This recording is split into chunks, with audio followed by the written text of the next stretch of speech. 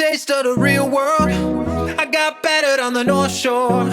It gave me comfort when I always knew that. I always knew that you were there for me next door. I lived it hard on the long road. I ran through every single zip code. I get lonely, but I always knew that. I always knew that your heart I could call home, and nothing could. Alright, what's up mga Kamat Learner? Isang magandang araw sa inyong lahat. Ito pa rin ang inyong abot kamay na math teacher, si Sir Ash. And today, we are going to discuss the third part of the module discussion para sa ating quarter 3. Alright, so dito naman for today ay ibibigay naman natin ng importansya ang ating mga students sa grade 8. Alright, so for today, we will be talking about the congruence of the triangle, which is the SSS, SAS, and ASA congruence postulate. So, my dear math learners, we have already discussed some introduction about geometry as well as the triangle congruence or on the previous modules that we had last week. So, if you have missed that one, you can go back to our playlist, my dear math learners. Okay, but before we will start, please hit that like button and subscribe button and notification bell para lagi kayong updated sa ating mga discussion every time na magpapalabas ang ating channel ng videos. Alright, so let us start, my dear math learners. Ano nga ba itong third module about quarter 3 sa grade 8? Okay, so first page is that we have here the title as well as the quarter number. Okay, that is about illustrates the SAS, ASA, and SSS congruence postulates. Ang question is, ano bang meaning ng S? Ano ba ang meaning ng A? So, madali lang ito, my dear math learners. It's very easy lang talaga. I'm sure you will enjoy this topic because no challenge. Alright. On the next page, you will encounter the people behind about this module. So, disclaimer lamang po, my dear math learners, na hindi pagmamayari ni Sir Ash ang mga dinidiscuss niya dito sa channel. Instead, it is just being offered or parang pinagdidiskussan lang ni Sir Ash ang mga modules dito to help our fellow math learners. Alright. Oh, may natamaan yata. Okay. So anyway, let us continue. Now, going to the third page, you have the title page. On the fourth page, it is the introductory message about the teacher or for the teacher as well as para sa inyo mga Kamat learners. And on the fifth page, we have our objectives. So ano nga bang objectives ng topic na ito or ng module na ito? First is to define SAS, ASA, and SSS congruence postulate. Number 2 is to illustrate those congruent postulates and relate these congruent postulates in real life situation. Okay, so napakadali lang ng topic na ito, my dear math learners. After that, you are given an activity and this is let us try. So technically, my dear math learners, this is just a pre-test for you whether you have prior knowledge about the topic. So napakadali lang ng mga questions na ito, you can answer this. Okay, so as what is being said here, fast talk ito. So parang si Tito Boy Abunda lang. Okay, so anong mga tawag? Alright, so a three-sided polygon, anong tawag doon? Anyway, napakadali lang ng topic na ito. Next, we have the activity 2. So, try to identify whether this pair of objects are congruent or not congruent. When we say congruent, remember, pareho ng shape, pareho ng size. Alright, so, last time we have already discussed that when we say congruent, these have the same shape in terms of angles and sides. Alright, so, yes or no lang ito. Ay, sorry pala, congruent or not congruent lang ito. Next is the let us study. So, this is the part na kung saan i-discuss na natin or i-learn na natin kung ano yung about the topic or the module. So, first is the included angle. So, ano ba ibig sabihin ng included angle? When we say included angle, if you are pertaining to two sides, okay, of course, this is the given, the triangle DET, okay? Pwede mong basahin yan as DTE, pwede mong basahin ETD, EDT, depende sa'yo, basta as long as they are connected with each other. Alright. So, ano ba ibig sabihin ng included angle? So, let's consider first the sides. So, this is what we call the side DE. This is the side DT or TD. They are just the same. Side TE or ET. Now, when we pertain to two sides, Let's say, ang side DE and side TE. Ito yon, okay? Itong dalawang pinag-uusapan natin ngayon. What is the included angle? Yun yung angle na na-form between those two sides. So, that is angle E. Alright? Ayan. So, if you consider naman, DT at DE, ito yung angle D na na-form. That is the included angle. Pag pinag-usapan naman natin ang angle side TD and side TE, ito namang angle T ang na-form. Okay? So, those are what we call the included angles. So, bakit ba kailangan natin malaman ito? Later on, you will know the reason bakit kailangan natin malaman ang included angles because that is part of the SAS and ASA postulates. Alright. Now, we have here the included sides. Okay, so when we say included sides, this pertains to the side in which the two angles have shared. Okay, so if we are talking about angle T and angle D and angle T, itong dalawa na angle, ang included side is this side. Okay, angle DT. Pag angle D naman at angle E, the included side is the DE.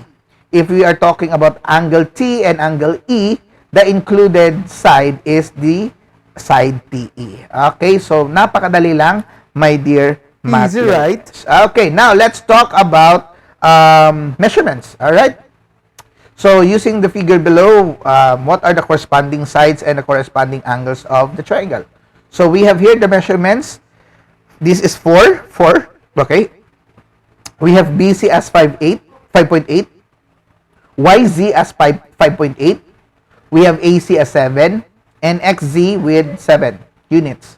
For measurements, angle A is 60. Angle X is 60 also. Angle B is 78. Angle Y is also 78.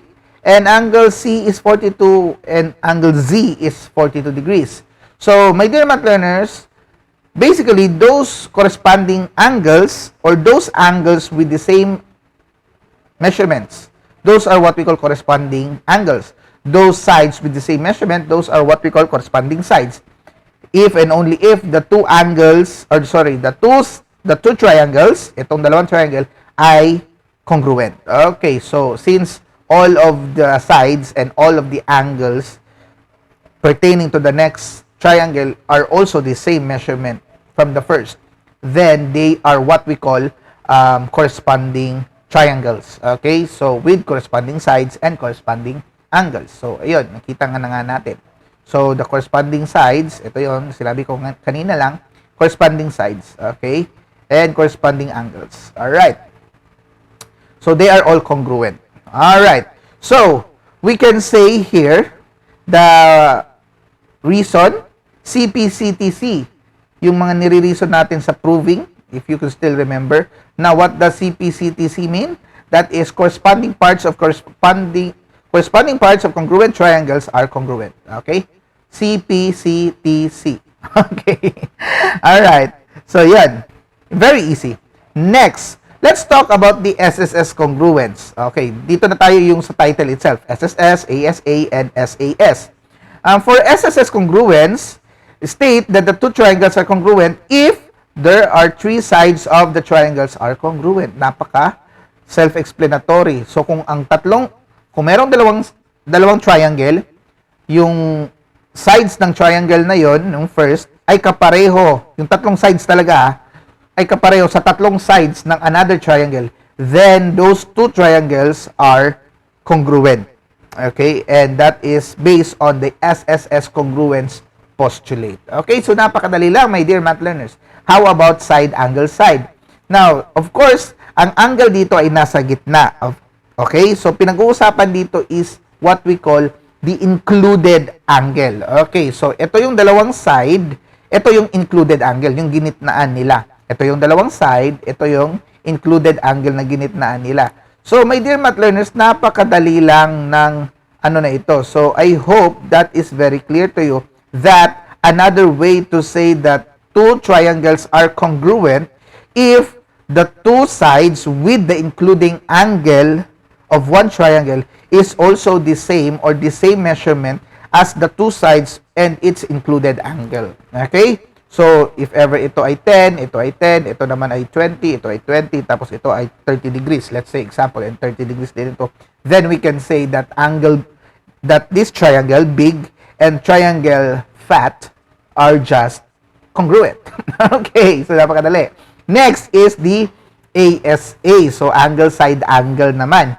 So sa angle side angle naman, my dear math learners, is given yung dalawang angles and the included side. Okay, so nasa gitna ang side niya between the given two angles. Okay, so if and only if the two the two angles with the included side is the same of one triangle to the two angles and one included side of another triangle, then the two triangles are congruent. Okay, same goes dito sa triangle DET or DET and triangle PHI.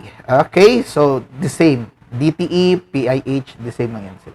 Okay, my dear math learners, I hope that is very clear about the SSS. Tatlong side ang given. SAS, dalawang side and included angle is given. And ASA, dalawang angle and included side ang given. Alright, so let us try to answer this. Let us practice. Okay, so sabihin nyo lang whether that is SSS, SAS, or ASA. So napakadali lang nito, my dear math learners. Titingnan mo lang ang figure.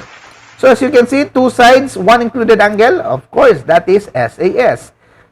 Two angles, one included side, that is ASA. Three sides, SSS. All angles, these are the AAA. Pero hindi tayo binigyan ng AAA dapat dito.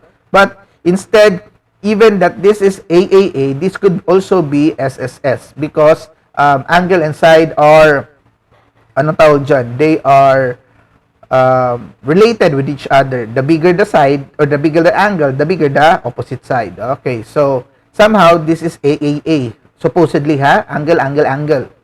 However, it is not part of our okay, nandito para. If none works, then write none. Okay, so none ang ilalagay dito. Okay, because this is AAA. We also have here the angle and side. Angle and side, kulang. Okay, kulang ang given. So this is also none. Alright, so I hope that is clear to you, my dear math learners. Now let us practice more. So we have here, okay, 3 triangles, pero saan sa tatlong triangles dito ang congruent? So given here, angle, side, angle. Ito naman, angle, side, angle. Ito naman, angle, side, angle. So pareho silang tatlo. Now, saan dito ang pareho? Saan dito ang corresponding angles ng congruent triangles? So, as you can see dito, may isa na yung kuwit, okay, yung marker niya. So, angle 1 here, okay, angle 1, correct, okay. Angle 2, angle 2, correct din. Now, let's talk about the side. The side here is dalawang kuwit. Dito, isang kuwit lang, ito dalawang kuwit. Okay, so nakuha na natin. So, this will be this triangle and this triangle. So, triangle WXY and triangle JIH. Alright? So, napakadali lang, my dear Easy, right? math learners. Now, how about number 2? Tatlong side. Okay. 1, 2, 3. 1, 1, 3. 1, 2, 3. Okay. So, ang tinignan ko doon is yung kuwit nila. Okay? So, my dear math learners, is very clear. Ito yung magkapareho. Okay. CDB and CIGH. Now, having here, number 3, we have side, angle, side, side, angle, side, side, angle, side. We have 1 angle 3, 1 angle 2, 1 angle 3. So, therefore, we have triangle IKJ and triangle UTS. Okay? So, napakadali lang, my dear math learners, ng module na ito. So, I hope you have a lot of things you have understand or understood to our topic or about our topic for today. If you do have some questions, my dear math learners, feel free to put your inquiries in our comment section below. Now, this part is let us remember, this is basically the conclusion of what we have just discussed earlier. And then after that, you have the multiple choice questions, and this is known as the post-test. Let us assess. Assessment ito, my dear math learners, and you need to do your best to answer this one because the module things now na na-understood mo na ang topic or ang module itself. So, I'm sure kayang-kaya nyong sagutin ang mga questions dito. So, these are 15 questions, A, B, C, D lang. Alright. Then after that, you have the let us enhance, and that is the part in which you will have your performance task. You just need to follow this instruction, and this is the way of how you will be graded by your teacher.